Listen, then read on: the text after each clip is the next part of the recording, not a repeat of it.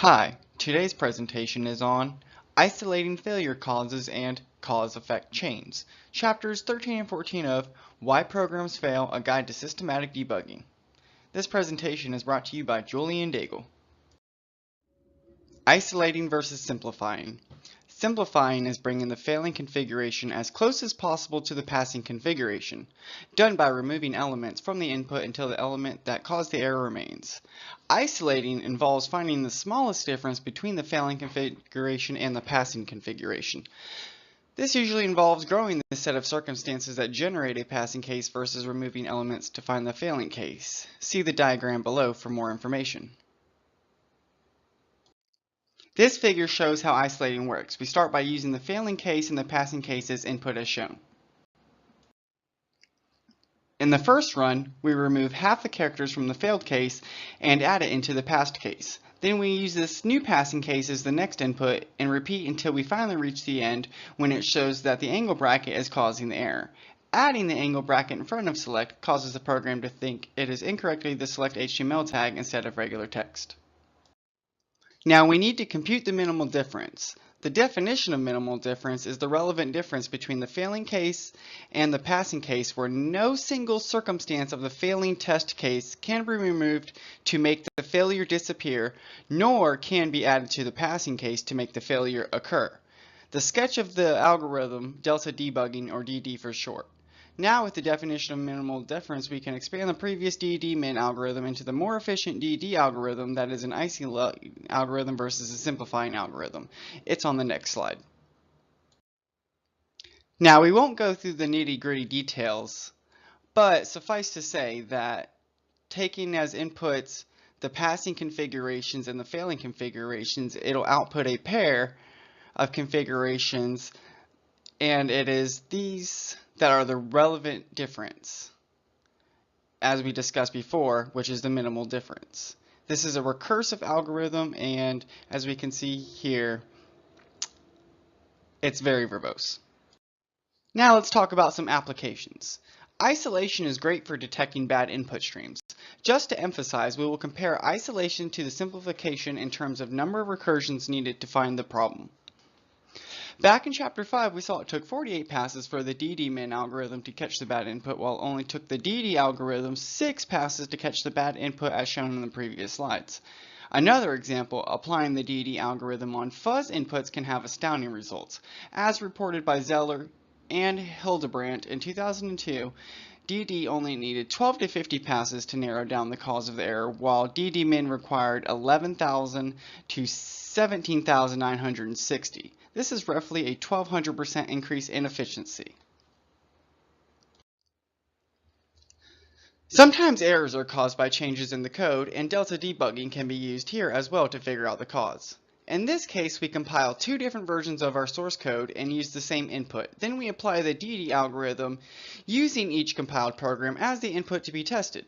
The idea is to treat the changes in the code versions as input to a so-called patch and test program that works in the following 3 steps. Apply changes, reconstruct the program, run the test.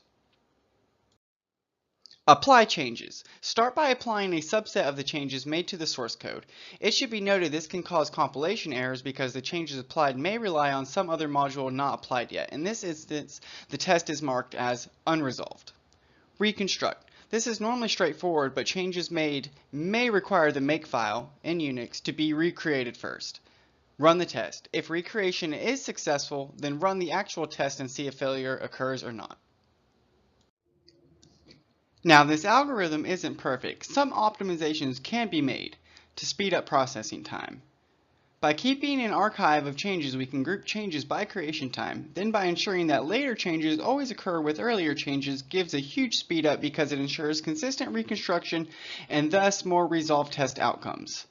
It is useful to have a means of incremental reconstruction of the program. A tool known as Ccache speeds up recompilation by caching previous compiles and detecting when the same compile is being done again. Although we already group by creation time, it is useful to group by scope. All changes that apply to the same file, class, or function should be grouped together. After failing reconstruction, one can scan the error messages for identifiers, add all changes that reference these identifiers, and try again repeating until reconstruction is possible or no more changes to add. See the figure below just to see how much this can speed up the process. Another application of delta debugging is isolating failure-inducing thread schedules. We need a way to record and play back the schedules and a way to isolate the changes that made these schedules occur, and this is where we can apply delta debugging. There are 4 basic ideas. Deterministic replay. Use a tool that captures execution of non-deterministic applications and replays them deterministically. Thread schedules and input are determined by this, allowing us to reproduce the problem. Test case generation. Can use the replay tool to create alternate schedules. For instance, one can modify a passing schedule until it becomes a failing schedule. Isolating failure causes. Idea is to systematically narrow the difference between the passing and failing thread schedule, thus isolating the cause of the error. Relating causes to errors. Thread differences occur at a specific location in a program. For example, thread switch number 1238 occurs at line 20 in foo.bar, and that is a good spot to start looking for thread interference. Now, this may sound too easy, so there are some challenges. First of all, how do we choose the alternate world? Should always try to keep the alternate world as close as possible to the actual world in order to keep the test space as small as possible. How do we decompose the configuration? Text and HTML are easy. Text into lines, HTML into head and body sections. Image processing, however, has many variables and ways to decompose the image by pixel color, saturation, brightness, and etc. How do we know the failure is a failure? Arbitrary input can cause failures, but not the ones being expected or looked at. These are called artifacts, and they can be created during delta debugging itself. Good idea to keep backtrace of the stack and other important program details to check against later. If program fails with different backtrace, then it is an artifact. How do we disambiguate multiple causes? Extend DD in a way that it considers alternatives. This creates a trade-off between performance and convenience, however. How do we get to the defect? Every failure-inducing defect returned by DD is in fact an actual cause. However, this can lead a programmer to merely come up with a workaround and not actually increase the correctness of the code. In the HTML example given previously, one would need to search their code and research the way Mozilla handles the select tag. Essentially, one must still look into the source code of their applications and really understand the errors. There are some tools worth mentioning. Delta debugging for Eclipse, which implements the delta debugging algorithm, can be found at this link, and Ccache, which is useful for incremental compilation, can be found at this URL. Now we want to look at how to trace infections. Sometimes it's easy to figure out the cause of an infection, as is in the case with the HTML examples given in the slides above. However, consider something much more complicated, a compiler. A compiler would go through many steps before reaching the end and spitting out an executable binary. The example C code below crashes the GCC compiler. For example, in these little code snippets given, this allows for correct compilation. But why? To figure it out, we need to trace the execution of the program, and to do this, we can track the states of the program during its execution cycle. We can create cause-effect chains from these program states, but first, how do we determine the program states in the first place? At the lowest level, this is pretty simple. We just need a memory dump, since all program data is stored in main memory at some point during execution. This, however, doesn't allow us to easily abstract back out to the view of the program state in a way that we can easily compare states. What we want is to compare is things like variables, values, and structures, and this is the type of information we want to capture for our program state. Using GDB, we can use 3 different commands to list the variables of a program at a given breakpoint: info variables, info locals, and info args. And we can see what each one of these does here. Now, with the info from using the above commands, we can easily capture a program state as a mapping of base variables to values. Here's the sample program we've been working with all semester, just as a quick refresher. The tables below detail the full state of the sample program, but how do we get the values for the derived table? We must unfold the program state and follow all references all the way down in the following manner. Start with a program state consisting of base variables and their values. For each pointer in the state, include the variables and references. For each array in the state, include its elements. For each composite data in the state, which are objects, records, etc., include its attributes. Continue until the state can no longer be expanded. Even though the previous tables give the complete state, the simple name value representation doesn't suffice because of aliasing, which is a situation that arises when a data location in memory can be accessed through different symbolic names in the program. This can be seen in the previous derived table where A00 and A10 refer to the same location in memory. So to get around this pitfall, we can create a memory graph. The basic structure of the graph is that vertices represent variable variables. That is, each memory location that is accessible via some base or derived variable becomes a vertex, and that references are represented by edges.